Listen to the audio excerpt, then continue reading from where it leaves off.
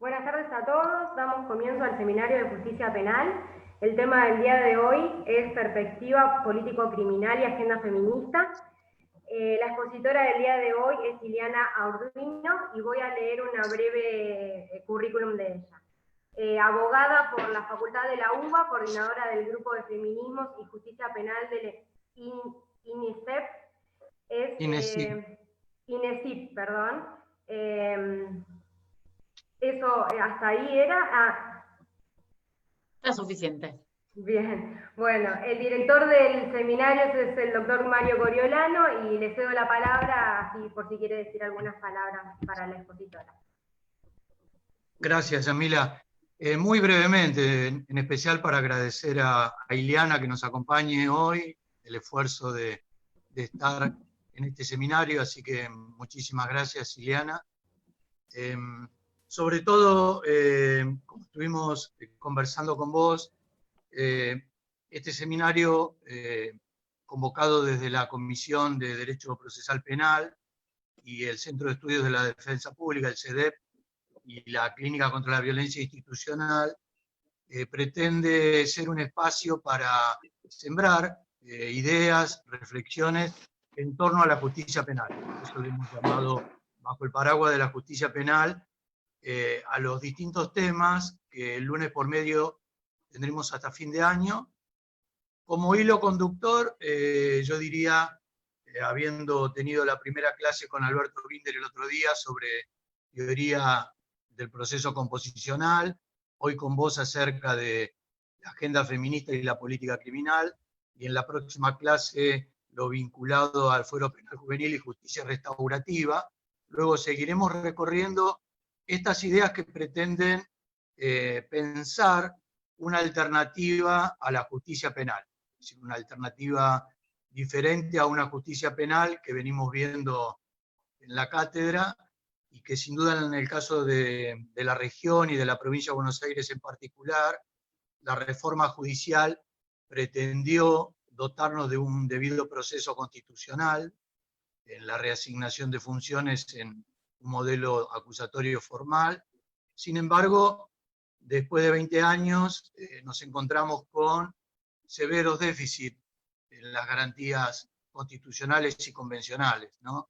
Si con una mirada de derechos humanos miramos la realidad de todo lo que engloba la justicia penal, seguimos con torturas sistemáticas impunes, situaciones de hacinamiento escalofriantes y alarmantes que están provocando muertes y en contexto de pandemia sigue, altísimos niveles de presos sin condena, entre otras cuestiones que tienen que ver, desde luego, con la justicia penal.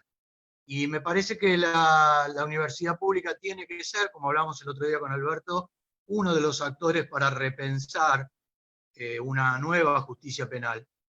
Y en esto, la agenda feminista, sin duda, constituye una demanda central que debemos atender y que pone en crisis desde un lugar central a la justicia penal con un plano de principios y valores que tienen sus raíces en un modelo patriarcal y donde la violencia institucional, que yo acabo de referenciar, tiene que ver mucho con las raíces de ese modelo patriarcal que también atraviesa toda la justicia penal, ¿no? El machismo en escenas de tortura y hacinamiento y las distintas instituciones que lo llevan adelante merecen que desde la agenda feminista se ponga sobre la mesa una manera distinta de pensar lo cultural, en los 5 niveles que estamos trabajando, Ileana, todos los temas.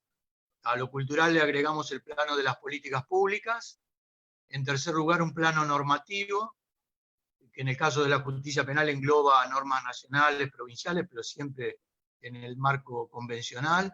En cuarto lugar, las distintas instituciones que ponen en dinámica la justicia penal, las policías, el Ministerio Público Fiscal, las distintas judicaturas, la defensa pública y particular, el servicio penitenciario, el patronato de liberados, y por último el plano de las acciones y omisiones.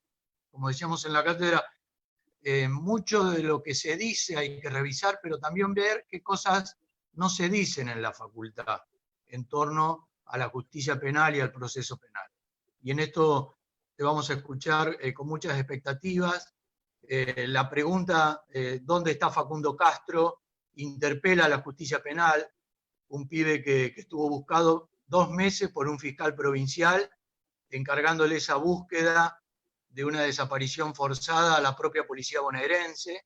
Habla de cómo lo cultural, lo normativo, las políticas públicas, las instituciones involucradas y las acciones y omisiones nos van a permitir hoy, en tu intervención y luego con el intercambio de preguntas y comentarios, seguir agregando en este camino al seminario. Así que muchísimas gracias por estar y te escuchamos. Bueno, ¿está? Sí.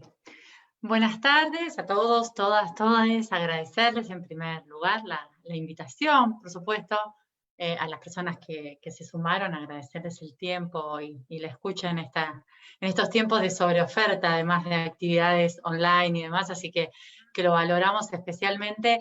Y para nosotros, hablo en plural porque muchas de las cosas que voy a decir tienen que ver con la construcción colectiva de las ideas que venimos desarrollando, por lo menos en lo que tengan de acierto. No voy a comprometer al resto en lo que todavía haga falta pulir.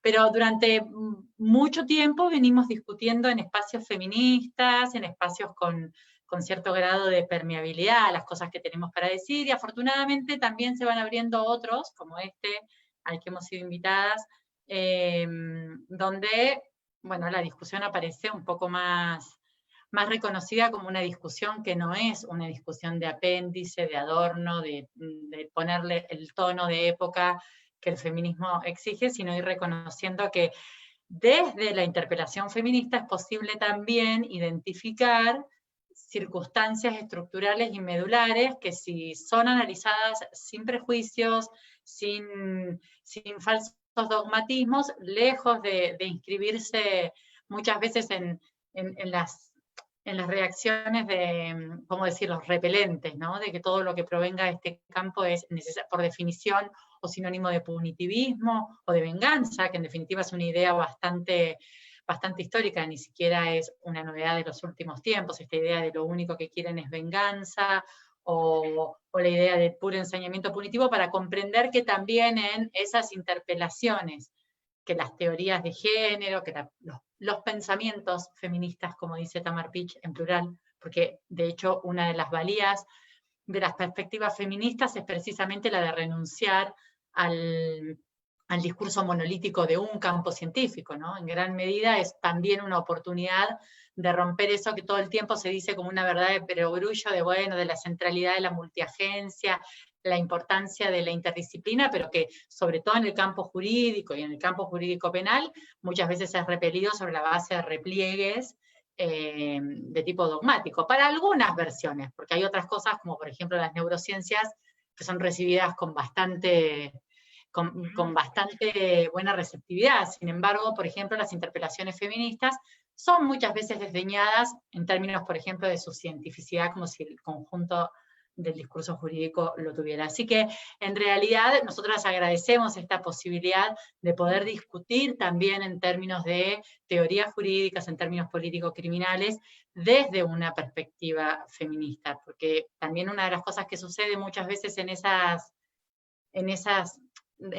el recelo con que son tomadas estas interpelaciones es que nosotras sabemos fehacientemente que quien contesta o repele no ha leído ni la mitad de las cosas que nosotras hemos leído para poder hacernos esas preguntas, porque además de tener que formarnos jurídicamente, sociológicamente, filosóficamente, nos formamos como feministas. Entonces nos parece que es interesante también esto, porque va dando cuenta de un espacio donde hay un cierto reconocimiento de que hay unos saberes de los que se carece. Por poner solo un ejemplo, lo que hemos visto estas semanas con el uso de la expresión desahogo sexual, solo es posible por una desatención estructural a todos los debates que las feministas venimos dando. No es un problema solo de formas.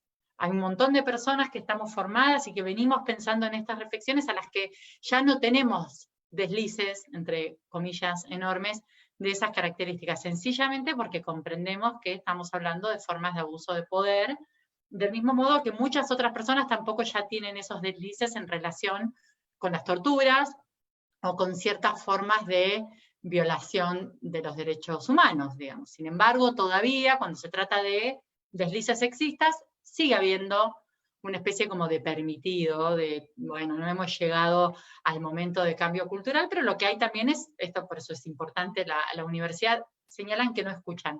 No sé si será algunas personas o la mayoría, pero aviso. No, y a mí me están escribiendo muchos que el ID, la contraseña que se les pasó, no les permite entrar. No sé, ¿sigo o querés preguntar en el chat? Se escucha perfecto. A ver qué dice Yamila o las demás personas de Extensión Universitaria que están escuchando. Sí, Mario, estamos recibiendo algunos mensajes de que no llegó bien, pero sigue entrando gente. Lo que yo sí quisiera saber es si están escuchando, la gente que está, se escucha bien. Y dicen que sí. Porque yo escucho perfecto. Sí, sí, ahí están entrando todos mensajes que dicen que sí ahora. Eran 3 o 4 personas al principio, perdón yo que... No, está bien.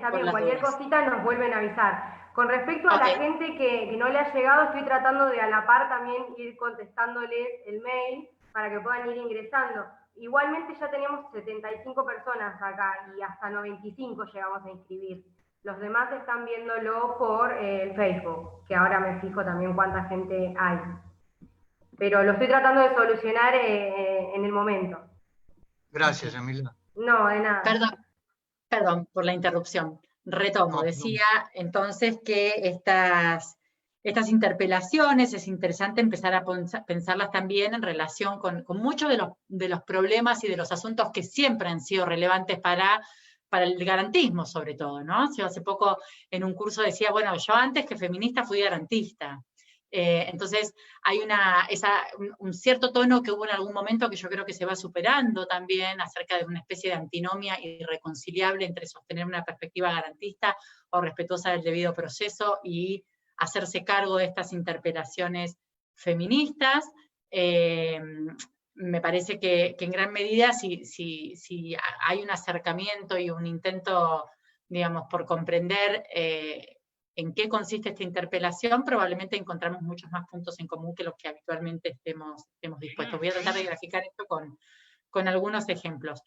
Me parece que esas interpelaciones nosotros venimos advirtiéndolas en distintos planos y que todo el tiempo nos colocan como en una tensión, también señalada por Tamar Pich en Un Derecho para Dos. Voy a aprovechar, ya que no se lee en las facultades mucha teoría feminista, para compartir toda la que nosotras leemos. En el que plantea que, bueno, ¿no? Que una vez que se ha advertido que el mundo es un mundo androcéntrico, que las filósofas del derecho han hecho la crítica al contractualismo, indicando este carácter de el sujeto ideal es un varón blanco, propietario, que no ha sido pensada ni la dinámica política, ni la institucionalidad, ni las reglas jurídicas, sobre todo, considerando ni siquiera la más elemental distinción binaria entre varones y mujeres. Ya sabemos que eso es un esquema muy, muy superado y ya perimido, pero de todas formas ella dice, bueno, hay dos posibilidades aquí, ¿no? Vamos a transitar todo el tiempo la tensión entre la posibilidad de ingresar a un campo que no nos ha pensado para nada y de plantear cómo trabajamos en la adecuación institucional, en la adecuación de las reglas, de las prácticas, de los discursos, o hay que pensarlo todo absolutamente de vuelta. Un poco ese sería como... Y también tenemos esa posición en relación con cómo estas interpelaciones feministas son recibidas, ¿no? Por un lado, esta sospecha o este intento en señalar o reducir que feminismo es sinónimo de punitivismo, como si hubiera un solo feminismo, y además como si la única expresión punitivista de la sociedad fueran las demandas feministas, cuando en realidad todos los problemas sociales son pensados en términos de respuesta punitiva. Desde las peleas de los niños en las escuelas, la seguridad en los hospitales, el fútbol, cualquiera sea el campo en el que pensemos, vamos a ver que somos sociedades castigocéntricas muy orientadas por las retóricas de tipo punitivista. Y también en esa especie de reducción, que también es una ostentación de ignorancia, pero que tiene mucha eficacia cuando quien enuncia eso o esa impugnación sale de quienes tienen mucho poder de decisión, este repeler los reclamos de eficacia que no tienen nada que ver con el punitivismo, sino más bien con señalar que el aparato de justicia ha repelido históricamente nuestras demandas, precisamente porque las violencias que padecemos son violencias sexuadas, que cuando la dimensión de sexo-género ocupa algún lugar en la forma de daño o victimización, el Estado repele la intervención del aparato judicial. Tenemos desde el folclore más vulgar, si se quiere, más chabacano, más obvio, de vaya y reconcíliese con su marido, esta cosa de echarle, bueno, siempre nos queda a mano, sobre todo a los abogados, la brutalidad para colocarla siempre en las agencias policiales, pero digo, también estos niveles de sexismo son administrados por quienes reciben denuncias, por los fiscales, por defensores, por jueces, por todos los estamentos de los sistemas de justicia, que confunden el reclamo frente a la desatención histórica con reclamos punitivistas. Siempre repito mucho este ejemplo, ¿no? Pero no me imagino a muchas personas que abrevan en el campo garantista y que defienden la lucha por los derechos humanos y el avance en la investigación de delitos como los delitos de tortura u otras formas de delito de poder, decir que el aumento de la eficacia frente a esas prácticas de violencia es punitivismo. O que el aumento de la eficacia frente a la violencia policial sea una práctica punitivista. Sin embargo, cuando se plantea que en realidad lo que hay son, en los casos de abusos o violencias sexuales, prácticas institucionales, reglas y modos de conducirse, lo mismo en los casos de violencia doméstica, en fin, ahí donde la estructura de género talla prácticas de exclusión, lo que nosotros hemos llamado hace muchos años con Luciana Sánchez en un trabajo, impunidad selectiva, que es una categoría que también usa Zaffaroni en su tratado cuando sostiene que la selectividad por vulnerabilidad tiene un reverso, que es la victimización por vulnerabilidad. Son en algún sentido categorías similares, esta que proponemos de impunidad selectiva. Estamos hablando de interpelaciones y reclamos completamente distintos, a los que sí expresan ciertos feminismos que se agotan y limitan al aumento de penas, a la creación de nuevos tipos penales, a la restricción en el uso de salidas alternativas y al ensañamiento carcelario. Entonces, esto como un primer mojón para indicar que lo primero que hay que hacer para poder aproximarse a estas discusiones es tomárselas en serio y reconocerlas en su diversidad. Es cierto que en gran medida el discurso del sistema de derechos humanos tiene un filo punitivista muy marcado, es en alguna medida un discurso nuevo y muy simplificador, que no reconoce las propias interpelaciones que dentro de los feminismos ha habido a las versiones del feminismo de la teoría legal de McKinnon y las versiones más liberales que se contentaban con soluciones de tipo punitivista y que reducen en definitiva todos los análisis a mujeres víctimas, varones victimarios y se terminó la situación. Digamos, que han criticado la universalización de esta mujer en abstracto, por lo mismo que se criticaba la idea de neutralidad o de sujeto en abstracto, digamos, como poder plantear que también hay otras intersecciones que tallan en las formas en que los conflictos se presentan. Pero en todo ese escenario, me parece que el primer paso es distinguir que hay distintas versiones de feminismos, que es distinto el señalamiento de respuestas o intervenciones que, para decirlo con Deitch, Deborah Deitch, otra autora que voy a citar más adelante, pero que también recomendamos y que nosotras leemos mucho, que ponen al aparato de justicia a subrayar el insulto moral que hay en las agresiones en lugar de neutralizarlo o absorberlo, para decirlo en términos del planteo de Binder en su teoría de composición en relación con los conflictos, y que además ignoran, es decir, completamente el carácter interpersonal de estas violencias como una nota distintiva respecto del resto de los delitos con los que esta maquinaria habitualmente trabaja, es decir, porque formas de violencias extremas hay un montón, no es que son solo las que padecen las mujeres, cismujeres, lesbianas, trans o travestis por sus condiciones letales.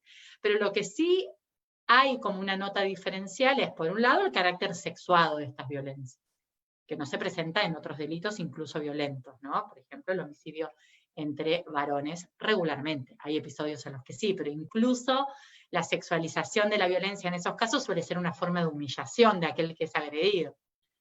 Es todo otro tema. Pero acá, sin irnos incluso a las violencias más extremas, ocupa un lugar sumamente importante, muchas veces lo determinante o lo condicionante que es la preexistencia de vínculos afectivos interpersonales entre los protagonistas, entre víctimas y agresores, y por lo tanto las características que esos conflictos van a tener, las características que los testimonios sobre esos conflictos van a tener, en fin, un sinnúmero de consecuencias que van a tener impacto cuando son abordados con los mecanismos tradicionales de los sistemas de justicia, ¿no? Entonces vamos a ver un universo grande de discusiones sobre teoría probatoria, considerando conflictos en abstracto, sin hacerse cargo de estas dimensiones, y que además van a poner todo el tiempo, van a reinstalar la sospecha de la mentirosa, la vengativa, la que no resuelve su vida y es resentida, es decir, todos esos estereotipos que informan distintos aspectos de la vida social e institucional y que en el sistema penal están muy arraigados, lleguemos como víctimas o como acusadas, hay una cantidad de estereotipos, la mala madre, la obsesiva, la que no supera la situación, y como además está lleno de prácticas tales como la retractación o la imposibilidad de sostener procesos, entonces no sabemos lo que queremos, la idea de la inestabilidad. Por supuesto estoy diciendo esto en un trazo muy grueso, ¿no? Esto puede ser matizado, pero digo, aparece ahí un primer conjunto de discusiones sobre todos estos debates sobre el contexto de violencia de género, ¿no? Y que de nuevo en unos primeros momentos, por ejemplo en materia probatoria, han sido, ¿cómo decirlo? Lo voy a decir de una forma vulgar, pero creo que clara, ninguneados sobre la base de vienen por todo, la única forma de probar es derogar el sistema de garantías, no hay forma de sostener la noción de amplitud probatoria sin poner en juego el sistema de garantías, y en realidad es una construcción bastante más compleja, ¿no? Porque quizás, también lo digo bastante seguido, no es una expresión feliz amplitud probatoria. Pero lo que hay detrás de esa formulación en realidad es el llamado insistente a considerar y a darle valor de información a las informaciones que aportan unos sujetos y que las conocen solo porque su forma de existir en el mundo es distinta que la de otros, por ejemplo. Y que entonces si nosotros vamos a considerar el silencio frente a la experiencia de la victimización sexual desde la experiencia de una cultura que dice que los varones proponen y las mujeres disponemos en condiciones de igualdad, estamos ignorando completamente toda la argamasa sexista y todas las asimetrías que hay detrás de esas ideas acerca de ahí. ¿Por qué no lo dijo antes? Si no le gustaba, ¿por qué no denunció? ¿Por qué no se lo contó a nadie? Cuando nosotros ponemos en juego, por ejemplo, informaciones que dicen que 6 de cada 10 niñas hasta 14 años, según UNICEF, refiere a abusos sexuales en su ámbito íntimo, seguramente miremos distinto esos relatos que consideramos demorados en el tiempo y quizás podamos alejar la figura de la especulación, que es pegada casi como sinonimia de feminidad. La mentira, la especulación son casi la exaltación, el exceso de sensibilidad, y todos esos atributos pegados al estereotipo para empezar a mirar de formas distintas. Entonces, no es que se trata de sostener que la amplitud probatoria tiene que ver con que mi punto de vista ahora es el único que importa y que lo que yo digo en tanto mujer o identidad de género depreciada tiene valor de verdad porque está siendo enunciado. Es al revés, es más bien empezar a discutir el valor probatorio que se le ha negado históricamente, porque lo decíamos quienes lo decíamos. Porque la pretensión de que antes había neutralidad esconde que en realidad lo que había era una configuración androcéntrica de los modos de conocer y de los modos de valorar la prueba. Entonces, no es que quienes planteamos que tiene que haber perspectiva de género, decimos que hay que derogar el sistema de garantías y que los hechos no deben ser probados. Lo que decimos es que la información que debe considerarse para evaluar estos hechos y para poder transparentar la existencia de violencias que están ahí, tiene que ver con considerar y darle estatus probatorio a informaciones que en general han sido despreciadas porque las dicen quienes las dicen. Un ejemplo muy pavote voy a poner, ¿no? Pero esa doctrina tan consolidada sobre el delito de amenazas acerca de que si las personas que participan del hecho se conocen entre sí y en el fragor de la discusión, y si la discusión es íntima, entonces hay una cierta atipicidad. Bueno, eso hace sentido, también lo hemos dicho 1000 veces, para dos amigos borrachos que, como dirían en el campo, se desconocen a la salida del bar y se amenazan de muerte, digamos. Pero si uno piensa con herramientas de género, es obvio que las personas no somos amenazadas por nuestras parejas habitualmente en la mesa delante de todo el mundo. O en el supermercado a los gritos. En algunos casos sí, digamos. Y nos consta, digamos, también, pero digo, como regularidad, de hecho la doctrina reconoce que son delitos que ocurren en situaciones privadas. Por lo tanto, la apertura para considerar o para para informarse y para poder desarrollar máximas de la experiencia, ¿no? Esas invocaciones mágicas que han sido construidas con la medida de Soler, el estándar de un hombre promedio. Yo he leído fallos, no configura amenaza desde la consideración de un hombre promedio. Pasa que tiene 15 años y el que la amenazó tiene 50 y además no es un hombre promedio, es una adolescente mujer, por lo cual el uso acrítico de esos estándares y de esas categorías, por poner ejemplos muy sencillos, da cuenta de la necesidad de profundizar muchas de estas discusiones. Bueno, en la provincia con la sentencia de Lucía Pérez, que por cierto, desde el 5 de marzo fueron las audiencias de casación, en noviembre va a ser 2 años que fue el juicio oral, y en términos de intereses compartidos, tanto para víctimas como para imputados, es un escándalo que 2 años después del juicio no haya certeza respecto de la actividad recursiva en ese juicio, para todos los involucrados en el juicio, no solo para la familia de la víctima, también para esos imputados que tienen derecho a resolver definitivamente esa situación. Esa era una de las cuestiones que se discutía, es decir, cuando un juez dice con pretensión de autoridad que quien compra sin dorifacturas no responde al perfil de una persona que va a cometer un abuso sexual. ¿Sobre la base de qué información está diciendo eso?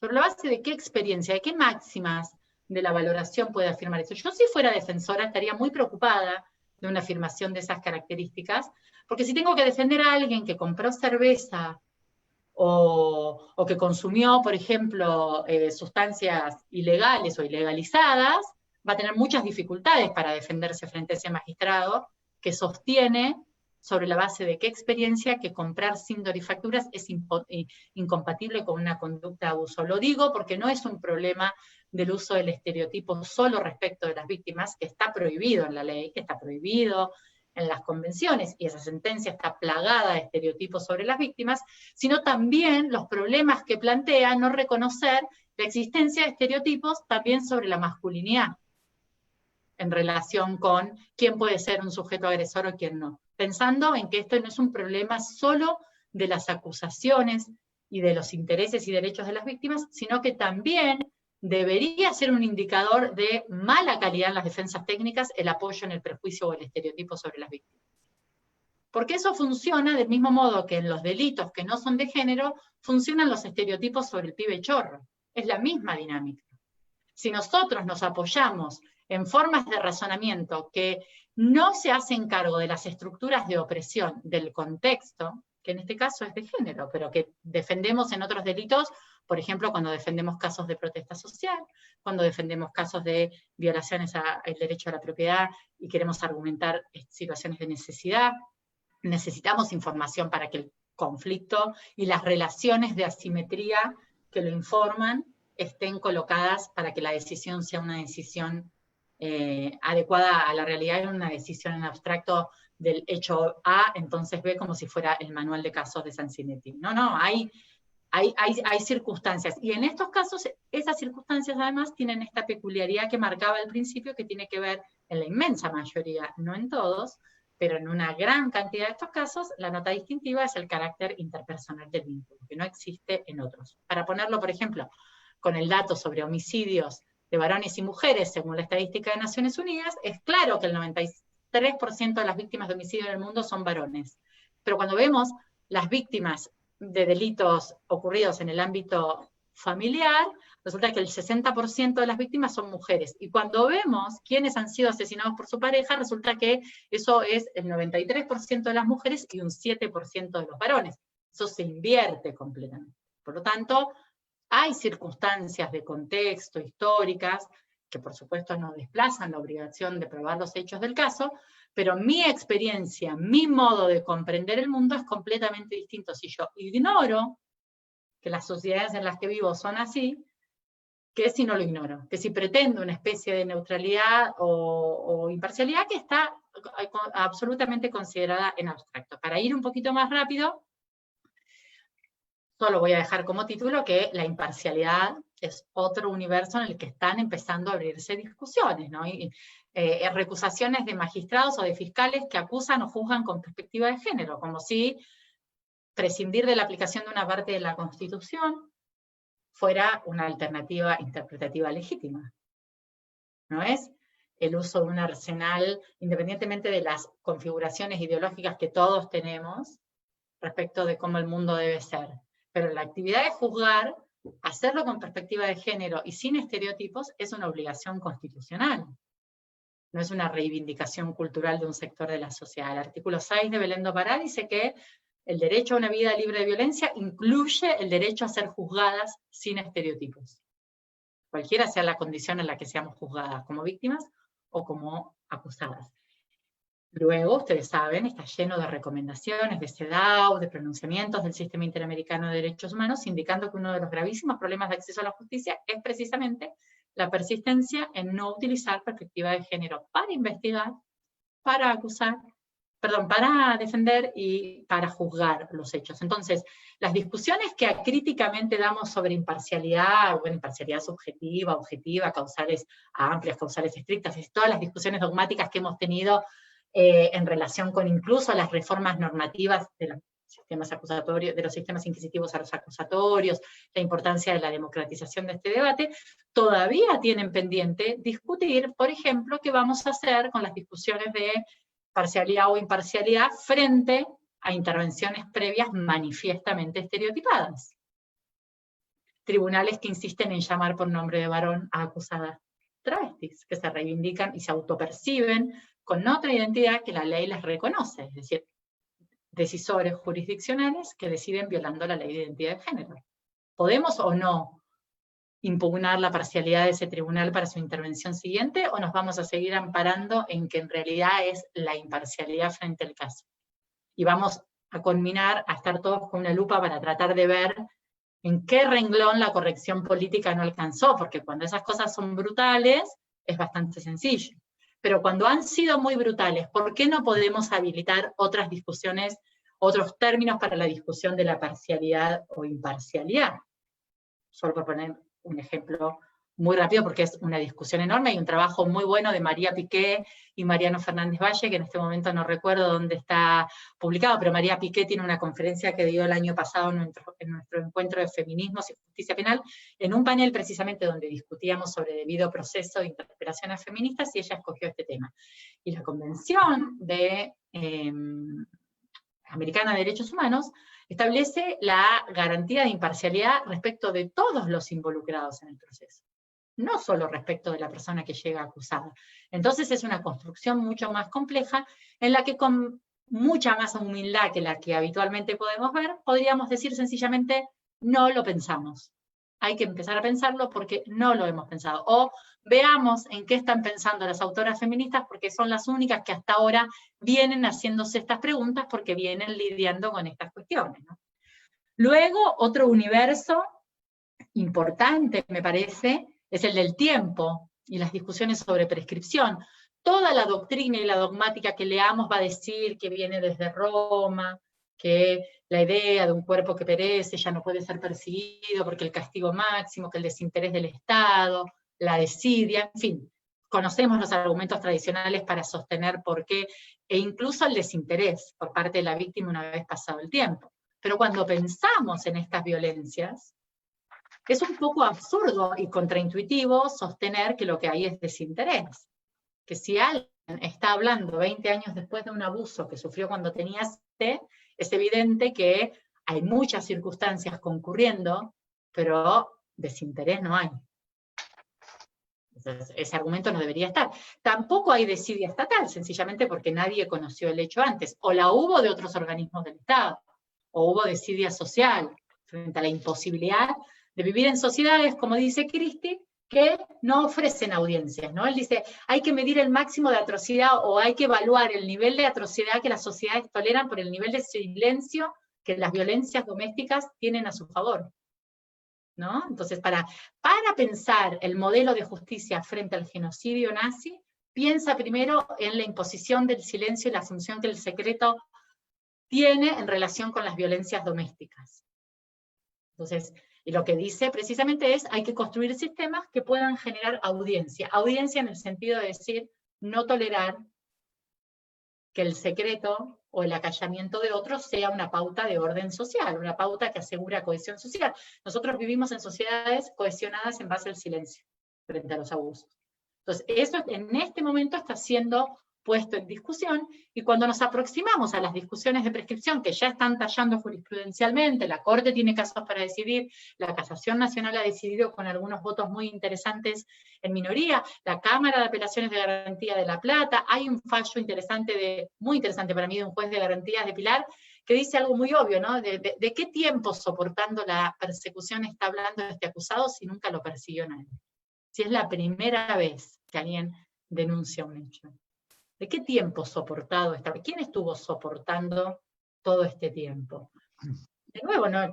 Yo digo, tengo una intuición de que los proyectos legislativos que avanzan por el lado de la imprescriptibilidad no son la solución a este problema que es muy complejo, pero definitivamente aquí hay un problema. Y la desatención de los discursos garantistas tradicionales es mucho más funcional a la disparada punitivista demagógica de lo resolvemos con una imprescriptibilidad, lo resuelvo restringiendo las salidas alternativas, ahora ya voy a entrar a eso, que la interpelación feminista, que plantea, tenemos este problema, no hay una línea de la discusión sobre la relación entre transcurso del tiempo y sistema penal que haya pensado en estas violencias. No es raro, la mayoría de las cuestiones importantes de nuestras vidas sociales no han sido pensadas con estos elementos a la mano. Pero tenemos que poder asumir que no podemos repeler esa interpelación diciendo no, la Corte ya dijo que en Argentina la prescripción integra el principio de legalidad, y del otro lado decir no, pero los instrumentos internacionales no dicen, y como ahora está Belén do Pará, se terminó, y entonces esto no prescribe porque está Belén do Pará. No se trata de eso, no se trata de generar una situación de combate y de correlación de fuerzas donde en algún momento gana una demagogia, en algún momento gana el sexismo, digamos, acrítico de una teoría y una dogmática construidas a espaldas de los conflictos reales.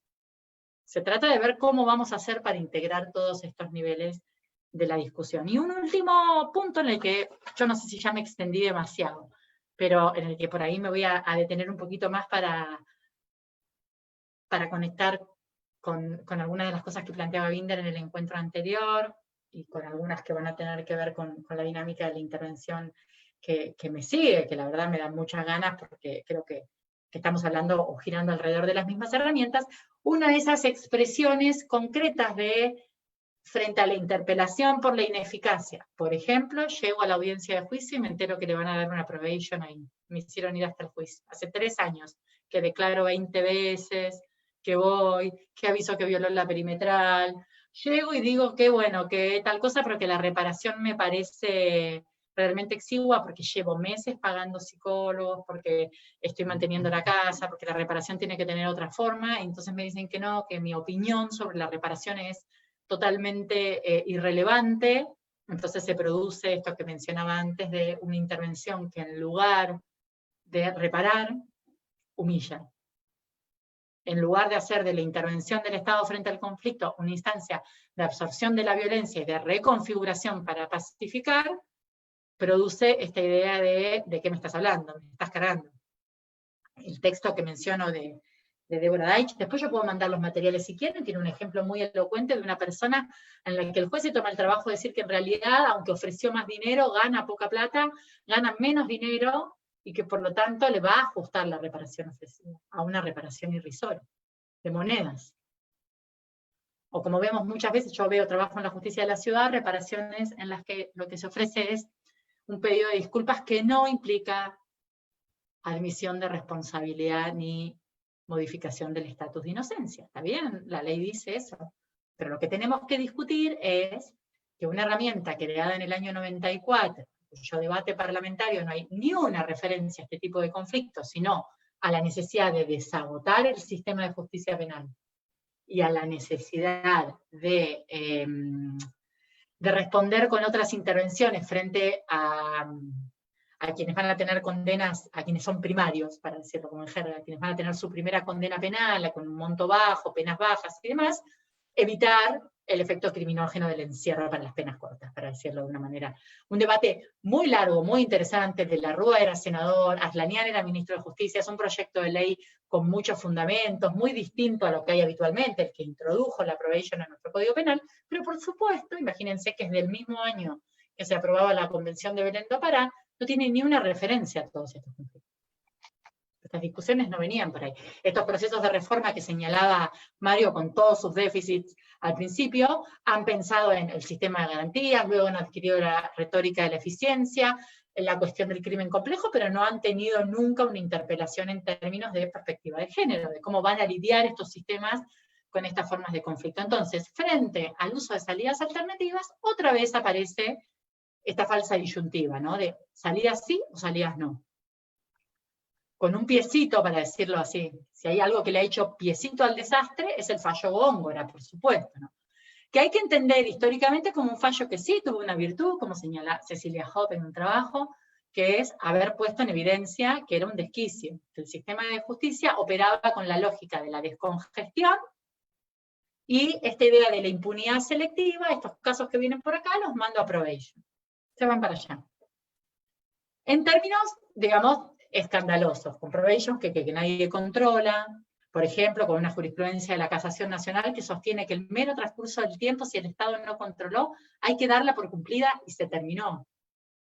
Sin ninguna indagación sobre qué pasó con ese conflicto, sobre por qué cumplió o no cumplió las reglas, que en una perspectiva o en una lectura de garantismo hacía absolutamente desconectado de los conflictos en los que es instrumental el llamado a intervenir, una teoría procesal o una percepción política criminal, porque diría Binder, el sistema de garantías va a ocuparse del escudo protector del imputado, pero incluso respecto de la suerte de esos imputados, posteriormente, una desatención completa respecto a estas circunstancias. Y Góngora es un fallo malo, que en mi opinión encubre además una moralina muy grande porque son unas víctimas que aceptaron una reparación económica, y eso, en el caso de los delitos sexuales, suele ser percibido como la presencia del mismísimo Satán, porque se supone que una buena víctima no soporta una reparación que no sea el castigo de otro, ¿no? Y este es un hecho que se había producido en la vía pública entre personas desconocidas, no es un hecho de abuso con una relación de dependencia donde uno pudiera discutir esas circunstancias, por ejemplo, para oponerse a una medida de esas características, que no querían saber más nada. Yo no sé si ustedes saben cómo Góngora terminó después de la intervención de la Corte, pero terminó prescrito.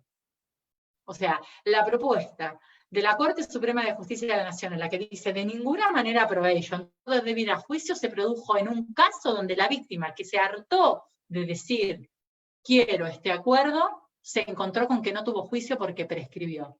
Más de 9 fiscales intervinieron en Góngora, años con el caso dando vueltas. Si mal no recuerdo, desde 2009 hasta que falló la Corte. Creo que me estoy quedando corta, pero no recuerdo ahora con exactitud.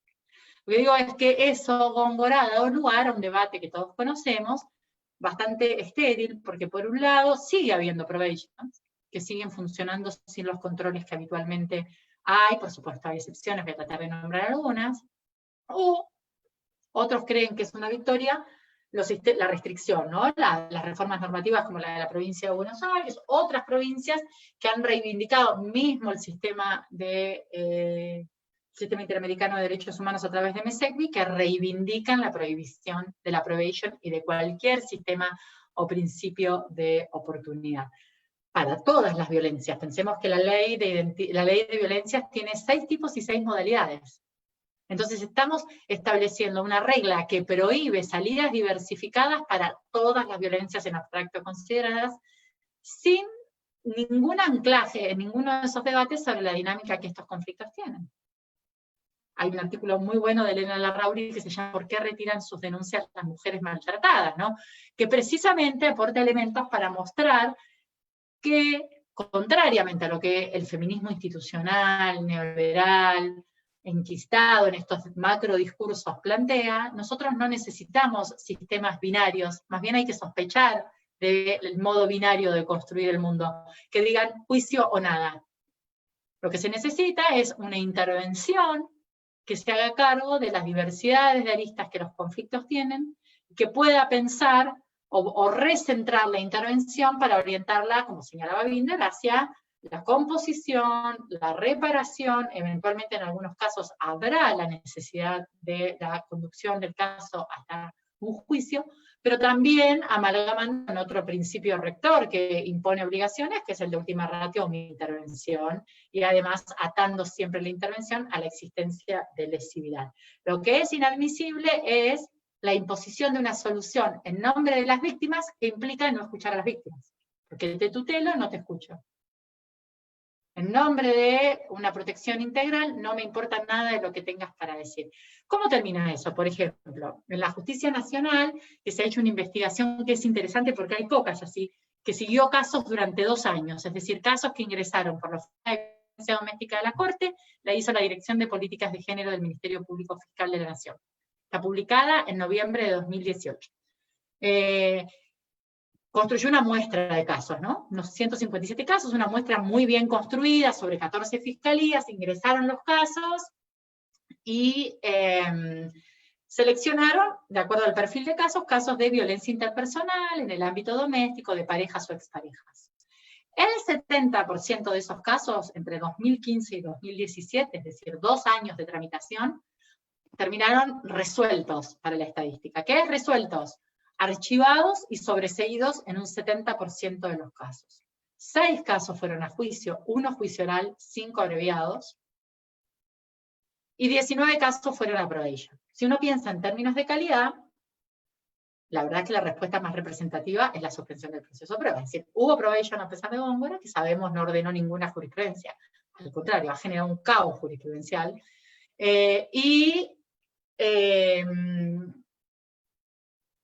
Todo lo que se nos prometió ir a juicio en 3 meses, en más del 70% de los casos, es muy poquito más, así que si quieren voy a ser austera en el 70% de los casos, que ya es bastante, se terminó sobreseído o archivado.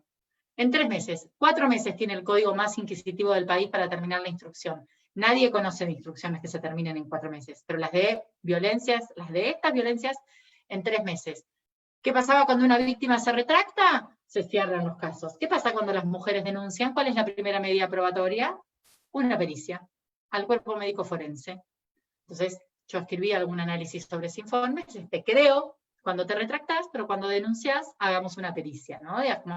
Ese es el tipo de propuestas. Pero aún cuando todo llegara a juicio, para no distraerme con esto, hay personas que pueden preferir no ir a un escenario de confrontación. Hay personas que pueden preferir otro tipo de intervención, porque lo que quieren es una reparación, lo que quieren es el restablecimiento de sus derechos, no el castigo del otro. Romper esta idea de que la única forma de proteger es castigar a otro es esencial, porque en una investigación que hicimos desde INESIC sobre esos 19 casos de probation, porque dijimos, bueno, veamos qué pasa con estos. ¿Qué encontramos? Bueno, que las víctimas, ninguna dijo, quiero que vaya preso. Solo por hartazgo, cuando el sistema de medidas cautelares de civil, que funciona pésimo, no funcionaba, entonces la denuncia penal funciona como amenaza para el cumplimiento, pero en todo caso lo que hay que corregir son otras cosas. ¿Qué problemas vimos? Que en más del 40% de los casos no había control del cumplimiento de las medidas, que el incumplimiento de las medidas no acarreaba necesariamente la reasunción del proceso, es decir, para nosotras defensoras de las salidas diversificadas esos datos son alarmantes, pero lo que entendemos es que el problema no es de las salidas alternativas consideradas en abstracto, sino de las prácticas y los modos de utilización de estos mecanismos, que no fueron pensados para estos problemas en el 94 y que no son utilizados con lógica de gestionar el conflicto, sino con lógica de desagotar la burocracia judicial como dinámica dominante, más allá de los intereses de uno u otro en algún caso. Me estoy refiriendo a grandes inercias institucionales. Entonces, en ese punto el debate no es salidas sí o salidas no, es una respuesta punitivista y demagógica, inútil, la idea de la prohibición. Muchas veces propuesta con buenas intenciones y sobre la base del hartazgo, ¿no? Yo, por ejemplo, veo casos de defensores que plantean que no se puede revocar una probation sin escuchar al imputado, convocado 16 veces. Y a quien se le dijo, usted tiene que venir, porque si no viene va a pasar esto. Entonces, discutamos cuáles son las condiciones de audiencia, y de qué estamos hablando, y de qué tipo de audiencia estamos hablando, porque es irritante que yo le tenga que decir a alguien, no sabes qué, lo llamamos 16 veces, pero tiene derecho a ser oído. Pero no fue ni una vez, no fue ni a buscar el oficio para ir a hacer las tareas comunitarias. Discutamos institucionalmente, no solo el Ministerio Público, los jueces, las defensorías públicas, la Defensoría de Mar del Plata, vi que hay alguien por ahí en el público, tiene una experiencia muy interesante de acompañamiento para el cumplimiento de las medidas. Porque sí es cierto, y existe razón, hay quienes señalan que funcionan como un festival de impunidad, que se conceden a sabiendas de que muchas veces no van a ser controladas. Entonces, lo que hay que hacer, me parece, es recuperar la discusión sobre las salidas diversificadas, poner en remojo esta idea de que toda forma de conciliación y toda forma de mediación es incompatible. La violencia no se negocia, no, estamos de acuerdo, la violencia tampoco es una cosa. Y no es lo mismo un sometimiento a una situación de violencia mediática o económica por sustracción de manutención que una violencia sexual, por ejemplo, en términos de los escenarios o las posibilidades de discusiones que no tienen que ver con centrarnos en una mirada piadosa. Digo, en ese sentido, el Tratado de Vinda tiene una reflexión muy interesante sobre una noción de equidad que no se vaya por el lado de lo que subjetivamente a mí me parezca equitativo, justo o reparatorio desde mi conciencia feminista o desde la buena onda con la que yo, porque el camino al infierno está, sabemos, empedrado de buenas intenciones, sino de pensar en lo que es equitativo y justo para ese conflicto con las características que tiene. Y como dice él, que no se resuelve solo con una lista de demandas de la víctima, hay que escuchar lo que los acusados tienen para decir. Escuchar no significa convalidar el daño, mucho menos compartir las actitudes dañinas o violentas, sino tener mejores herramientas para comprender sobre qué condiciones hay que operar para que, con esto sí prometo que termino, como indica Tamar Pich, la intervención, si es que la va a haber, sea una intervención que no se contente con la dinámica abstracta de víctima-victimario propia del derecho infraccional, que exige un montón a las víctimas, porque después la víctima tiene que ir. El sistema de prohibición de salidas alternativas, ¿qué le dice a la víctima? Ah, bueno, pero mirá que si no venís, mirá que si denunciás esto va a seguir. Yo lo llamo, bueno, la doctrina del mirá qué. No, pero vos no, pero mirá que va a pasar todo esto. Entonces, ¿qué pasa? No va al juicio, o se retracta, porque esa intervención no está respondiendo en absoluto a los intereses que tiene. Y no es que ese daño no se haya producido. No es que estamos diciendo gentilmente, bueno, como en un episodio de Policías en Acción, resuélvanlo cuando se le pase que está borracho. No, estamos diciendo, el Estado ha tomado noticia de riesgo, de violencias, de situaciones que podrían configurar delitos, y puede intervenir. Y lo que postulamos, quienes creemos que hay que salirse de la falsa dicotomía garantismo o feminismo, salidas alternativas sí, salidas alternativas no, es decir, del modo binario de ordenar las cosas, es que lo verdaderamente ineficiente es no tener alternativas. Lo verdaderamente la encerrona es jugar con la abstracción de que todo va a ir a juicio, porque esa es la dinámica habitual de nuestros sistemas y sabemos que nada va a juicio, menos estos casos. Veamos estas cifras, si no de Nación, del año 2015-2017, ya con la doctrina Góngora largamente consolidada. Hay en cambio otras experiencias, Fiscalía Especializada en Neuquén, con un trabajo de desarrollo de las medidas, de construcción de las medidas con la víctima, con mucho trabajo de monitoreo, con un 95% de eficacia, versus las condenas condicionales que tienen, también de las condenas condicionales con reglas versus las condenas cortas de cumplimiento efectivo sin medidas que van a terminar y que no han generado ninguna instancia de intervención sobre ese tipo de conflictos. Es decir, me comentaba la fiscal de Neuquén, un imputado que decía, no voy a hacer nada, pues total yo voy a salir y lo voy a resolver. Pánico me da a mí de solo escucharlo. Claro, porque la cárcel no es un espacio amable para deconstruirse, para poner en remojo las violencias aprendidas o que nos han hecho creer que podíamos aprender a utilizar. Yo iría redondeando acá porque se me hizo un poco largo, me parece, perdido, y me doy cuenta que miro la pantalla, Mario, pero que vos por ahí no me estás viendo, como si estuviéramos en vivo y me pudieran hacer una seña. Pero no, sí, te estoy viendo. Si querés podemos parar acá y avanzar sobre otras preguntas. Yo, por supuesto, también creo que muchas de estas herramientas son indispensables para pensar la situación de las personas acusadas.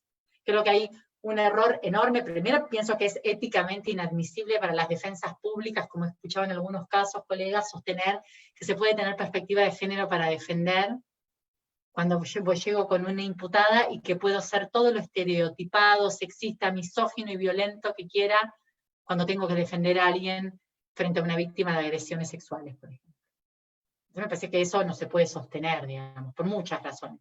Porque, sobre todo, encubre defensas técnicas ineficaces. Porque lo que sucede con esas defensas basadas en prejuicios es que si los tribunales juzgan con perspectiva de género, aun cuando pudieran estar, primero que se me fue el nombre de estas reglas tan modernas que hay ahora para la judicatura, estas últimas de Naciones Unidas, bueno, después las puedo buscar y se las digo, acerca de las reglas de conducta en el marco de la audiencia y de los magistrados respecto de todas las partes. Uno podría empezar las audiencias diciendo que no va a tolerar conductas prejuiciosas, uso de estereotipos, violaciones al artículo 6 de Belén.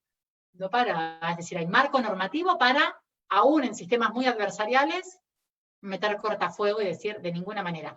Pero supongamos que creemos en el modelo del adversario total, no vamos a obstaculizar una defensa que está yendo por líneas prejuiciosas. Vamos a consentir la violación de todos los derechos de las víctimas.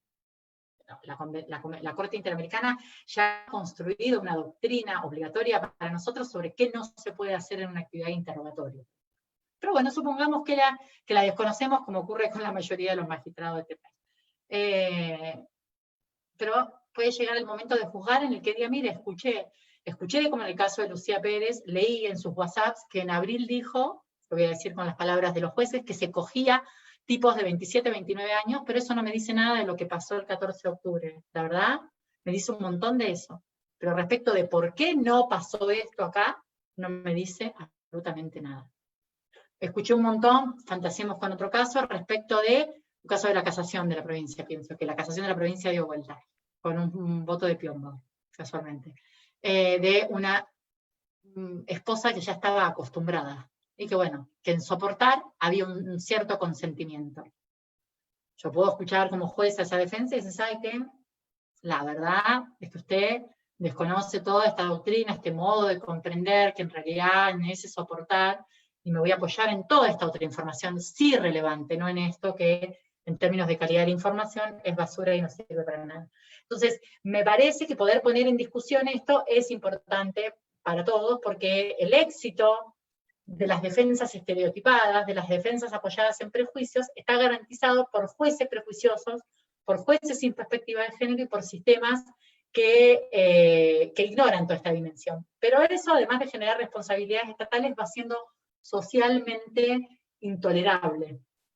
Entonces, por más que un grupo de jueces en una sentencia se ataje diciendo que no en su nombre, no sé cuánto, las sentencias, los actos judiciales, como cualquier acto de gobierno, tienen que ser comunicables, tienen que ser comprensibles. Y si no son comprensibles, tienen que ser sometidos a revisiones. Y habrá decisiones judiciales correctas, incomprensibles, por el tamaño del dolor, pero justificables. Pero hay en este campo, créanme, las que puse de ejemplo, son elocuentes al respecto. De hecho, voy a reiterar que es vergonzoso que falten 4 meses para que haga 2 años que ya fue un juicio oral en el que nadie sabe qué pasó, qué no pasó, o que por lo menos eso sigue estando cuestionado, porque no resisten el menor análisis. Entonces, también es una mecha corta, una frazadita corta, insistir en esta dualidad o en esta especie de, como dice el meme del perrito, en fin, la hipocresía. Tengo perspectiva de género cuando mis imputadas son lesbianas, trans, travestis, que trafican o están acusadas de narcomenudeo, pero me meto en la vida privada de la víctima que sobrevivió a un ataque sexual y es capaz de sonreír al otro día para defender. Bueno, para salir de esa situación de hipocresía es también la oportunidad de garantizar a esos imputados defensas técnicas buenas, que es lo que las defensas prejuiciosas no son. Me olvidé, y me disculpo, pero por supuesto también me pliego al pedido de aparición con vida de Facundo. Gracias. Muchísimas gracias, Liliana. ¿Me escuchás? Uy, hablé un montón, sí. Tenés un vaso de agua ahí cerca, yo no te puedo convidar. Bueno, sí, vamos a abrir ahora, hay algunas preguntas que yo te voy a leer, algunas que me voy a permitir hacer. Sí. y hasta 7:30, si estás de acuerdo, seguimos trabajando un poquito más. Sí, ¿Vale? yo tengo disponibilidad. Perdón por la extensión. No, estuvo genial, pero además, un poco respondiendo antes de entrar al diálogo con vos, así descansás un poquito, para responder a muchísimas preguntas que estuvieron haciendo y pedidos, les digo a todos, la charla queda grabada en la facultad y se sube al YouTube de la facultad y al YouTube de la Defensoría de Casación, así que la van a poder volver a ver. Algunos estaban preocupados porque habían llegado tarde, otros se tenían que ir, pero bueno, va a quedar grabada como quedó la de Binder, y también la de Ileana la vamos a guardar y a compartir. Segundo, sí, aceptamos el ofrecimiento de los materiales que nos mandes. Así, Así sí. que la Encantada. idea, sí, por favor. El otro día los libros que citó Alberto también ya los agregamos a la carpeta de la cátedra. La idea es que el seminario sirva para repensar la justicia penal desde la cátedra, con la Clínica contra la Violencia Institucional y el CEDEP. Yo diría, después de escucharte, algo así como en el contexto del seminario, ¿no? La interpelación feminista es imprescindible para pensar una justicia penal mejor. ¿Mejor en qué términos? En términos de reducir las violencias. Porque escuchándote los títulos de la agenda, que alcanzaste a desarrollar en parte algunos, pero nos dejás todo un programa de interpelaciones con algunas frases que, como bien vos, algunas fuiste marcando, se enlazan con la de Alberto en la búsqueda de proceso penal composicional o lo que después va a seguir. Por ejemplo, en la segunda etapa, en agosto, vamos a trabajar el tema de la prueba, de todos los problemas que hay en torno a la prueba hoy descubierto, y que el feminismo tiene mucho para decirnos. Nosotros, en la Defensoría de Casación, el CEDEP organizó una capacitación en el marco de la ley Micaela, como ahí ya como defensores, Claro. no en el ámbito académico, sino por las malas defensas que hacemos, y tuvimos el privilegio, así como hoy te tenemos a vos, la tuvimos a Pipi Oberlin y a Rosario Álvarez Garriga. Entonces, con Pipi Oberlin y con Rosario empezamos una capacitación en el programa de género que dirige Marina Gómez, porque venimos viendo muchos déficits también en las defensas por falta de perspectiva de género. Ni que hablar en la judicatura y en la fiscalía, pero bueno, la academia es transversal a todos los roles judiciales, y esa es la potencia, ¿no?, de este tipo de seminarios, y en especial de poder contar con estas interpelaciones que vos planteaste con tanta precisión. Y la idea es que estas charlas, la de Alberto, la de tuya, la que sigue, sean parte de los materiales de la cursada, de las próximas cursadas, porque estamos viendo que hace falta revisar programas de estudio, revisar contenidos que han quedado desactualizados, bibliografía que no está normalmente en las materias de grado. Entonces, es un aporte muy valioso el que vos nos haces. Yo hago una primera pregunta y voy a algunas que están haciendo en el chat, y Yamila me ayuda si me olvido alguna. En esta introducción que hacía mi pregunta, Ileana, nosotros estamos formando una red de dispositivos para varones violentos con el Ministerio de la Mujer de Provincia, Ministerio de Justicia, con la Corte, con los municipios y la Subsecretaría de Salud Mental. Estos dispositivos para varones violentos se armaron para aplicar adentro de la cárcel, y cuando salen, siempre en contextos de delitos de violencia de género, que vinimos a detectar tanto con las autoridades políticas penitenciarias como del Patronato de Liberados, que en Provincia de Buenos Aires no está la información para saber quiénes están, en muchos casos, por delitos en contexto de violencia de género. Les cuesta identificar. Entonces, estos dispositivos, que a veces serán talleres para varones violentos o serán dispositivos tratamentales, un escenario es la cárcel y poscárcel, y otro, segundo escenario, va a ser para todo lo que trabaja el fuero de familia y la justicia de paz.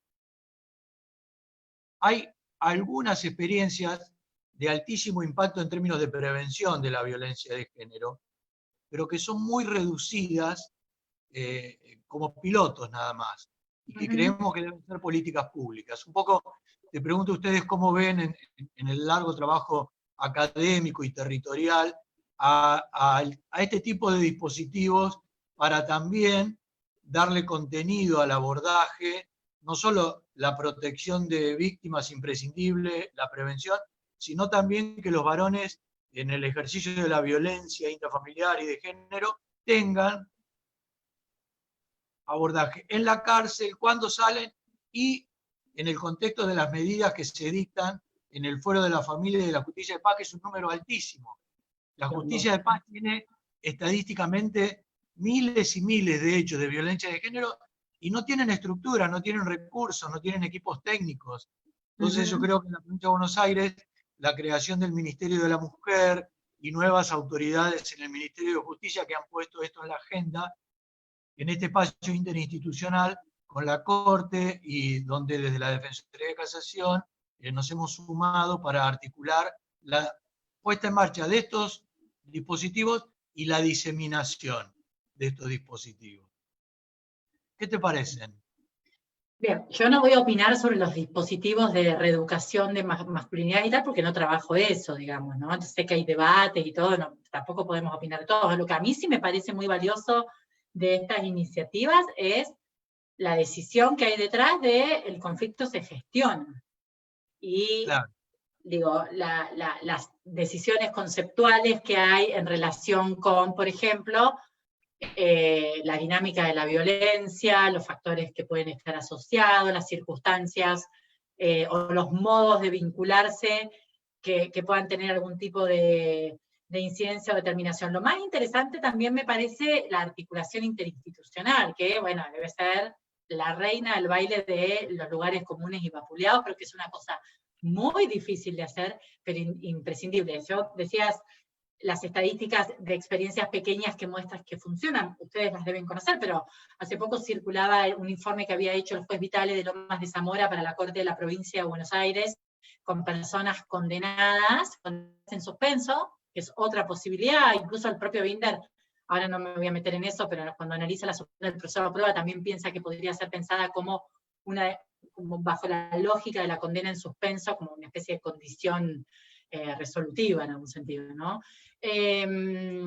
Pero independientemente de eso, lo interesante, que muestra, que creo que tiene una eficacia del 100%, para 69 casos, si mal no recuerdo, ¿no? Entonces, si uno se pone cínico, va a decir, para Lomas de Zamora 69 casos, bueno, para la vida de esas personas son un montón 69 casos, y además en una dinámica e inercia institucional que no coopera en nada para ese tipo de intervenciones. Ahora pensemos esa escala, si la dinámica y la inercia no se agotara solo en la capacidad de recibir denuncias, porque yo creo que uno de los problemas que hay detrás de esto es que la política pública se ha limitado a multiplicar la boca de recepción, esto que señalabas de la justicia de paz o la justicia civil, y el número de teléfono este, el número de teléfono el otro, y la campaña Pirulo, y ahora WhatsApp, y si hay ASPO, esto, lo otro, que está bien, digamos, pero el problema es bocas de atención de qué, para reconducir a dónde, para escuchar a quiénes, qué problemas sabemos, qué vamos a hacer con esa diversidad de problemas que van a llegar. Entonces, en principio a mí, los dispositivos interinstitucionales que además se comprometan con la eficacia de la salida alternativa. Porque sí hay esta idea, ¿no?, un poco afincada en estas recepciones de la criminología más abolicionista y crítica de los 80, que veía expansión del aparato punitivo en todo, en base a experiencias como la experiencia norteamericana, donde las agencias de probation son mega agencias y además están ligadas a un conjunto de reglas que le arruinan la vida a la gente, ¿no? Y que uno defendería que no existan acá. Por ejemplo, violar una regla una vez y quedar para siempre excluido del acceso a la educación gratuita o a planes de vivienda, o reglas del tipo la abstinencia absoluta, absurdo, digamos. Programas de justicia que trabajan sobre la idea en sociedades en que la existencia gira en torno al consumo de lo que sea, pero en torno al consumo, cuando alguien tiene un consumo problemático, la propuesta es la abstinencia. Es una invitación, una certificación para el fracaso. En cambio, si uno piensa herramientas de gestión asuman la realidad del consumo problemático como algo que hay que acompañar, y que piensen en que la eficacia de la salida se relaciona con la gestión del conflicto y no con la ilusión del cumplimiento de las reglas, ni con el mero cumplimiento de las reglas así en abstracto vaya a afirmar esta medida que se tomó creo que en el año pasado en la provincia de Buenos Aires, de por razones de gestión derivar la firma que se hacía ante el patronato, ante el Ministerio Público Fiscal. Parece una pavada, pero no es lo mismo que la persona vaya frente a un agente que incluso pensemos en el peor agente de los sistemas de atención penitenciaria, no tengo nada para pensar que sean malos, pero para hacer el ejercicio, digamos, tiene una relación distinta con esa instancia de intervención, aún el más burócrata tiene una relación distinta que la que tiene un pibe de una mesa de entrada en una fiscalía que recibe 100.000 cosas y que seguro no tiene ningún incentivo institucional para ser el que se ocupa del que va a firmar, ni siquiera para devolverle la pregunta, ¿qué pasó que no viniste? ¿Por qué viniste 2 días después? Para escuchar, ni entrenamiento, nada, ningún tipo de disposición institucional, profesional, empática, para hacer de esa intervención algo parecido al acompañamiento. Entonces, todas estas intervenciones que pongan en línea sin que ninguna institución abandone sus objetivos, por eso mencioné la experiencia del Departamento de Mar del Plata, porque me parece muy interesante, porque no hay una renuncia, no es que se trata de transformar a la defensa en un destacamento de control de probation. No, lo que se hizo ahí fue esto, un dispositivo que dice, uy, tengo estas personas que tienen probation y tienen que cumplir, pero tienen un trabajo informal, y les han puesto 8 horas y viven de changas, y esas 8 horas son imposibles, porque además también asumió que va a ir a buscar a los chicos a la escuela. Jimena Monsalve, que es jueza de ejecución en la Ciudad de Buenos Aires, me dice todo el tiempo, ¿no? Bueno, en la, ciudad, la Nación tiene un sistema tan perimido que me da vergüenza, pero bueno, comparto la experiencia. Primero que los casos llegan a ejecución sin saber, a veces sin las características del conflicto, ¿no? Entonces ya hay un problema de comunicación interna respecto de tengo que empezar a indagar qué conflicto tengo que controlar. Después, imputados, acusados, condenados a veces con reglas, que no tienen ni idea de lo que acordaron. Que no entendieron lo que acordaron. Que no hay un problema de buena o mala voluntad, es decir, no hay capacidad de comprender, o que tienen toda la voluntad del mismo, pero que acordaron algo porque eso iba a caminar en ese momento a sabiendas de que no van a poder, y se presentan a decir, no voy a poder con esto, pero quiero cumplir. Quiero decir, de lo que se trata, en definitiva, para mí, la eficacia de estos dispositivos, y en los lugares donde, lo decía ahora hace poco en el Congreso, en los lugares donde hay diferencia, la diferencia no la hace la prohibición o la no prohibición, porque Vitale, que trabaja con condenados en suspenso, no comprobados, tiene la misma eficacia que tiene Neuquén, que trabaja con probados, no con condenados en suspenso. Ahora, ¿qué es lo que hay? Hay un alto nivel de participación de las víctimas en la definición de las medidas. Articulación de dispositivos municipales, estatales, sociales, comunitarios, y control sobre las medidas. Entonces, cuando yo decía antes, no se trata de salidas sí, salidas no, sino de pensar con qué dispositivos estamos gestionando qué violencia. Hay que mirar esas experiencias, no para empatar en una estadística, en una especie de Boca River de yo tengo tanto nivel de cumplimiento de probation, sí, pero yo condené tanto, y mirá, y acá la viola, porque siempre vamos a encontrar un caso de probation que no funcionó, o de medir el peor contra el peor, sino de pensar esos dispositivos. Así que sí, a todo lo que tenga que ver con articular para construirle a las salidas alternativas las condiciones de legitimidad que hoy no tienen, y que no tienen porque no han sido bien utilizadas, porque han sido utilizadas más para la impunidad que para la gestión del conflicto. Así que en ese punto sí. Después habrá quienes tengan más autoridad para discutir por supuesto, la eficacia de los dispositivos en particular. En el chat hay gente de muchas provincias, de varias universidades. Mientras vos vas hablando, algunos remarcan la importancia de las intervenciones de los psicólogos y psicólogas en el armado de estos dispositivos, así que estamos ahí con muchos aportes del público. El tema de los principios de Bangalore que mencionaste de Naciones Unidas. Sí. Aprobó Me vanagloria de no aprender de memoria y después hago estos papelones. Acá unas compañeras me decían Bangalore, sí, exactamente. Gracias. Pero bueno, es construcción colectiva del conocimiento. Por supuesto. No, y la verdad te digo que es muy lindo aprovechar estas nuevas herramientas virtuales para estar en contacto con gente de lugares tan distintos, en temas tan actuales, porque yo ahora en un paneo rápido veo a defensoras y a defensores de muchísimas provincias con los que tenemos un grupo de WhatsApp y están ahí también haciendo comentarios y preguntas, una red universitaria que está acompañando, así que vamos a una última tanda, si me ayuda Yamila. Yo anoté de algunas de las preguntas que te dicen si conoces formaciones a agentes penitenciarios con perspectiva de género, si hay algunos antecedentes. Yo no conozco, pero bueno, la pregunta va dirigida a vos, así que zafé. Sí. Después, bueno, muchos ponen el acento. Perdón.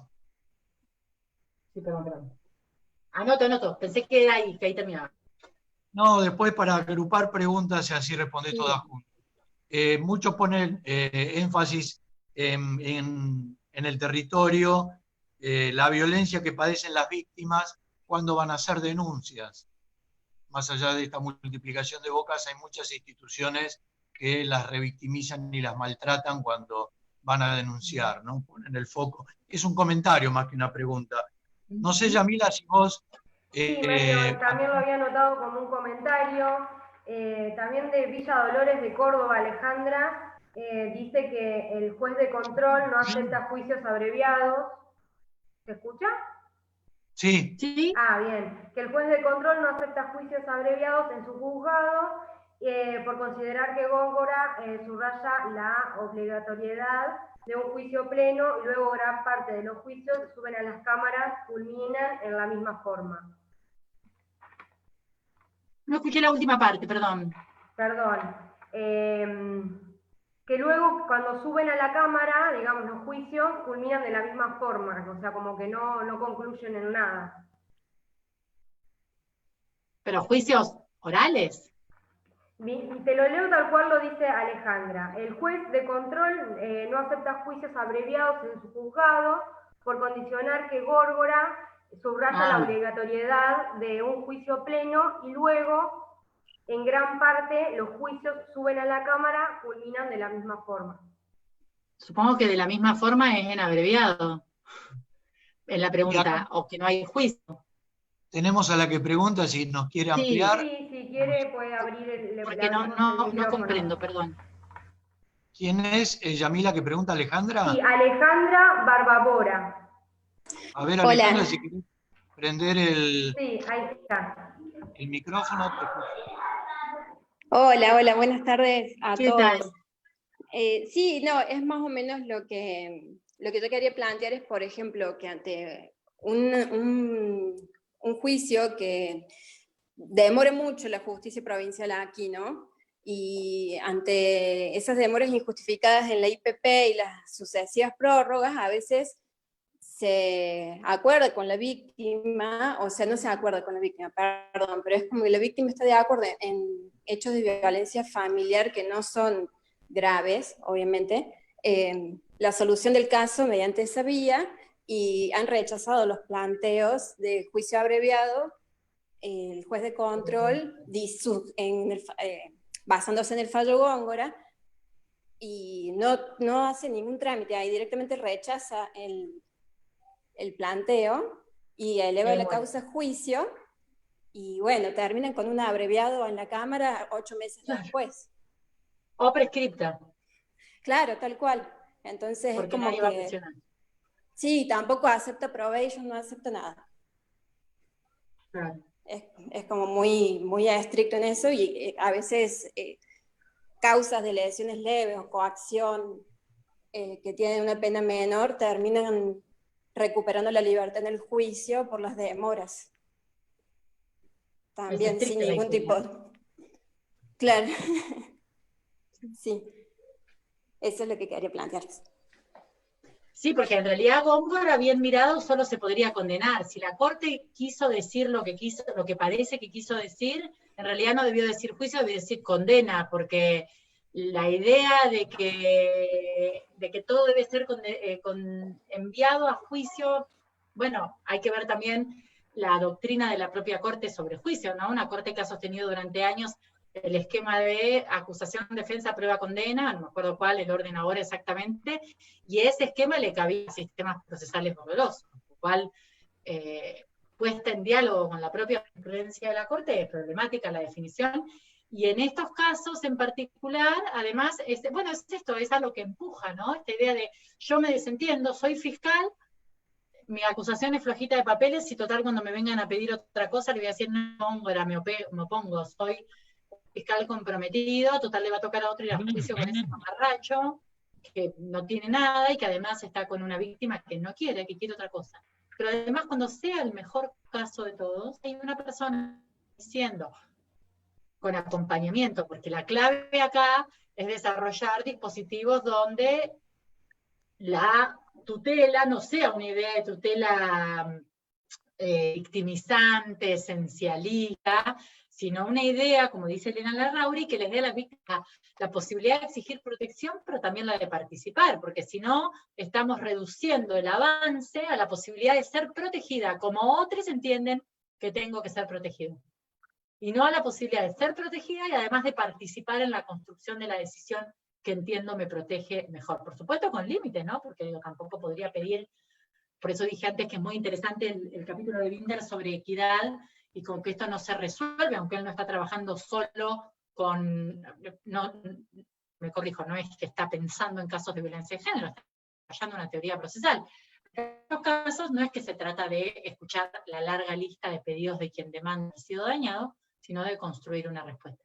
Entonces, esto del juicio abreviado produce eso, esta idea de, bueno, hay muchos problemas en esa pregunta, ¿no? Seguramente resolver prisiones preventivas prolongadas y saldar el tiempo insumido en no resolver el conflicto, en darle algún tipo de respuesta a alguien de algunas características, que bueno, que evidentemente no llega. Porque en el mejor de los casos se resolverá con un abreviado en la alzada. Pero bueno, en Rosario también las fiscales, incluso hay fiscales que consienten, buenas fiscales, excelentes fiscales, que consienten, pero ellos, los jueces de control se incorporan y tienen que ir a discutir eso en apelación. En la Ciudad de Buenos Aires, el Ministerio Público de la ciudad, ni siquiera para incumplimientos de deberes faculta mediación. Y hay una posición muy fuerte del Ministerio Público Fiscal de la ciudad que dice que no debe consultar a la víctima, que le alcanza con la instrucción general. Lo conozco en detalle porque yo trabajo con la doctora Ruiz, que votó en minoría en el caso de Gregory, diciendo que no hay tutela judicial sin escucha.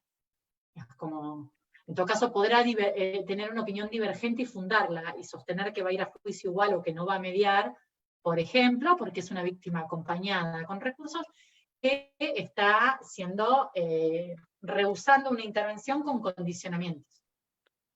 Porque en el marco político criminal, y porque hay pluralidad de víctimas, porque no sería la mujer, en realidad en ese delito son los niños, no va a consentir una mediación, por ejemplo. Pero hay una distancia muy grande entre tener una opinión divergente fundada y decididamente decidir, no tengo que consultar las víctimas.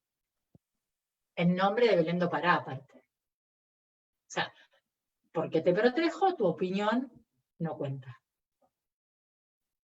Es como esas son pero en definitiva, lo que habría que ver es qué sucede con la mayoría de los casos. Bueno, en este que les digo de Gregory, el Tribunal Superior dio vuelta a una mediación ya celebrada con una cancelación del acuerdo en la mitad del dinero. No sé qué habrá pasado con el juicio en ese caso. Perdón.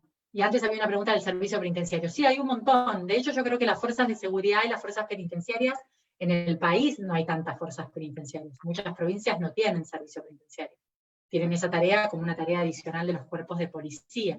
Pero en el ámbito del Servicio de Policía Federal, entre 2003 y 2015, más precisamente hasta 2011, si mal no recuerdo, hubo muchos proyectos, sobre todo de trabajo con políticas de género hacia el interior del Servicio Penitenciario Federal, hubo una encuesta para trabajadoras, y en las fuerzas de seguridad hubo mucho. Garré, cuando fue ministra de Defensa, tuvo una línea de trabajo muy marcada, sobre eso también la tuvo cuando fue ministra de Seguridad, y mismo en la provincia de Buenos Aires, por ejemplo, creo, segunda gestión de Arslanian fue pionera en tener un área de género dentro del Ministerio de Seguridad de la provincia de Buenos Aires. O sea, he escuchado por ahí que algunos piensan que la primera vez que ocurrió eso es con Bernie ahora, pero no. Ya en aquel momento había una... No, pero igual yo ahí opino, Iliana, a propósito, en la provincia de Buenos Aires, ¿no? Digo, que pueda haber en la estructura algún área, pero nosotros acabamos de sacar el informe de tortura de policía y cárceles, y tenemos un capítulo de tortura a mujeres en cárceles y comisarías, y está habiendo muchos hechos en comisarías de tortura por abuso sexual, el caso que hubo ahora en diciembre en La Tablada, nos conocerán, y en varios lugares donde yo creo que la falta de perspectiva de género es muy, muy marcada en los cuerpos policiales. No digo que hayan funcionado, lo que digo es que iniciativas hay. El problema para mí, yo he trabajado en la gestión de esa política para las Fuerzas Armadas. Lo que en algún momento pudo hacer alguna diferencia es que quienes conducen esos organismos coloquen esa política en el mismo nivel de relevancia que el repotenciamiento de misiles, la recuperación presupuestaria o el gobierno político de la fuerza. Quiero decir, y que todo el tiempo sea un instrumento para la transformación institucional. Esto mismo que decías, bueno, tener una perspectiva feminista es clave para pensar mejores sistemas de justicia penal, bueno, también en todos los ámbitos, pero no quisiera con esto decir que alcanza con un par de capacitaciones, pero sí piensa que ha habido intentos, digamos.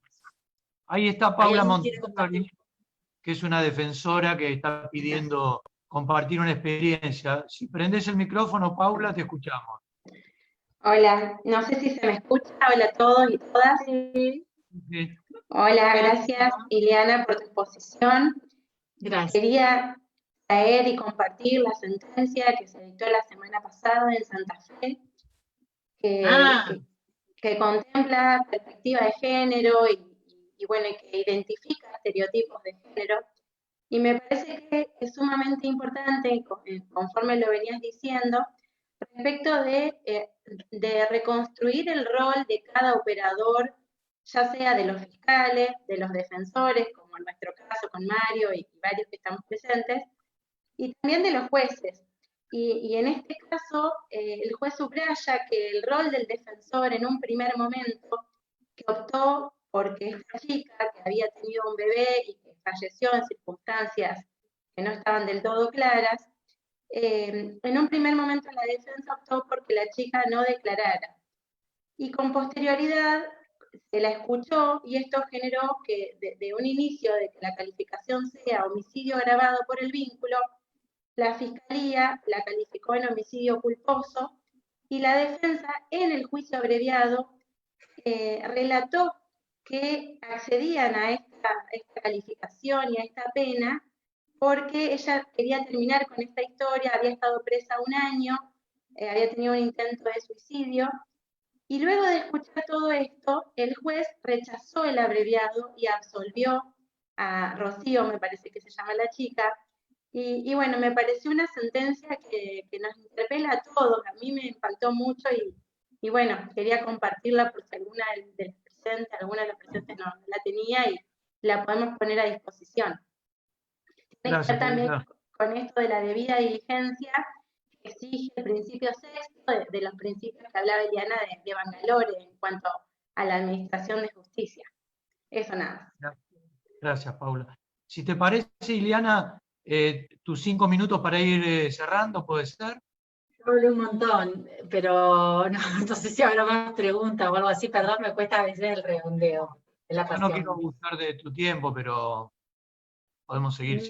Bueno, yo nada, entonces agradecer, sí, tenía anotada por acá esa sentencia en Santa Fe, hubo 2 casos en estas semanas, ese y un juicio oral en Rosario de una chica que se fue a bañar a la casa de una vecina y su pareja, con quien tenía un vínculo muy violento, mató a su bebé, y el papá de su bebé era querellante, en el caso. Y el caso llegó a juicio oral, un caso que es discutible desde la tipicidad del hecho, ¿no? Es como te fuiste a bañar, qué abandono, digamos, bueno. Sin embargo, llegó a juicio oral.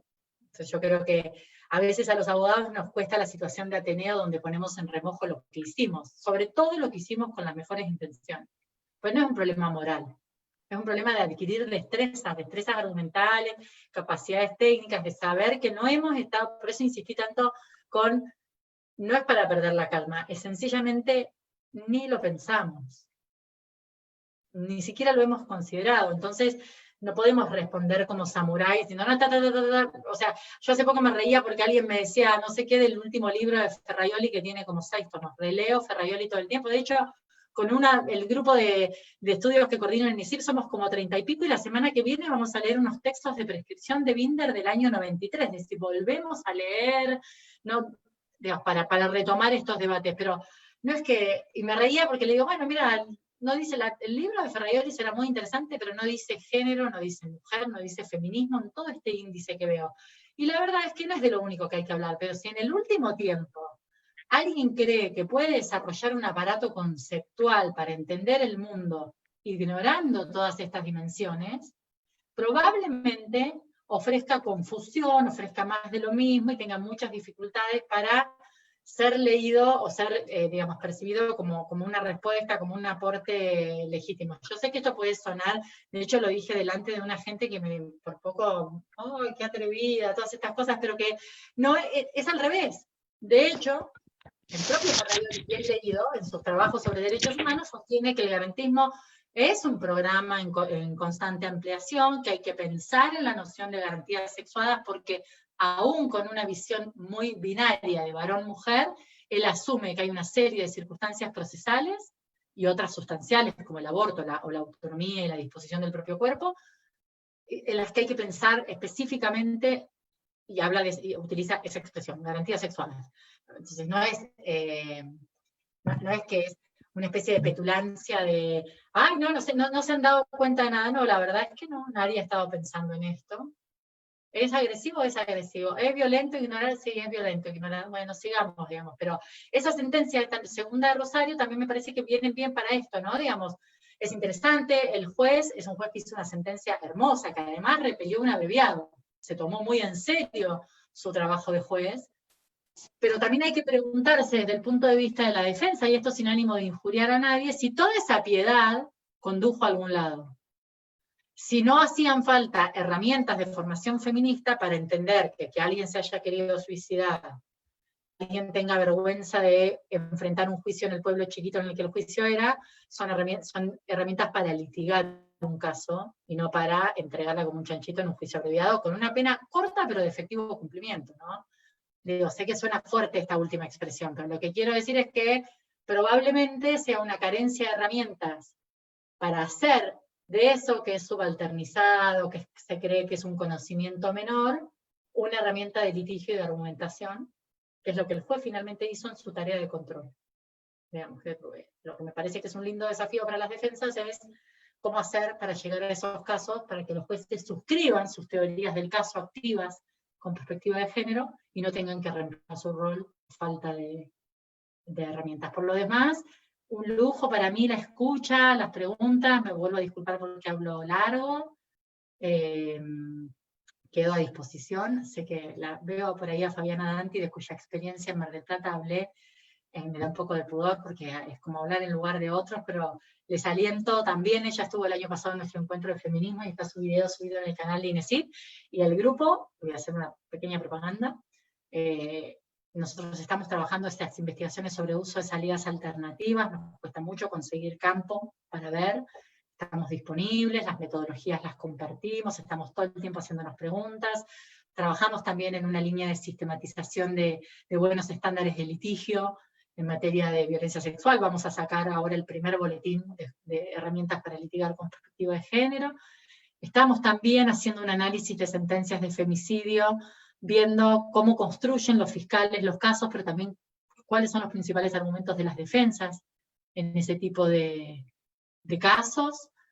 Así que, bueno, estamos ahí en INESIP, en la página están todos nuestros datos totalmente disponibles. Y quiero recomendar la charla que me sigue de manera muy entusiasta, porque, pues bueno, Alberto es una persona que hace poco estuvo en una actividad en la UBA, pero que no circuló mucho, yo me la perdí, y me enteré tarde y ya tenía otra cosa, pero tenemos ahora la oportunidad de la actividad que hacen ustedes. Así que agradecer también por la invitación esta, por la invitación a Binder antes, que siempre es un lujo escuchar, y por la posibilidad de escuchar en 2 semanas al colega.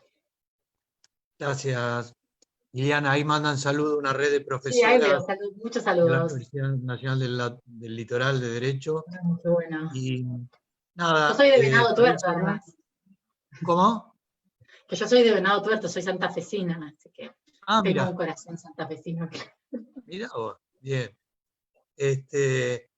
Aprovecho para invitar a todos el lunes 27 a la misma hora y en el mismo canal, hacia el lunes 27, 18 horas, para hablar de justicia restaurativa y fuero penal juvenil a propósito de un diálogo de sordos, que es el título que le puso Raúl Calvo Solera a su charla. Me insistió que quería que esté el diálogo de sordos en el subtítulo, así que vamos a ver con qué viene, porque está bastante enojado con la poca incidencia de la justicia restaurativa a nivel políticas públicas. Él como que siente que hay buenas iniciativas que quedan a nivel del piloto municipal o del departamento judicial, donde un grupo de operadores bien intencionados ponen mal lo que no hacen la letra pública.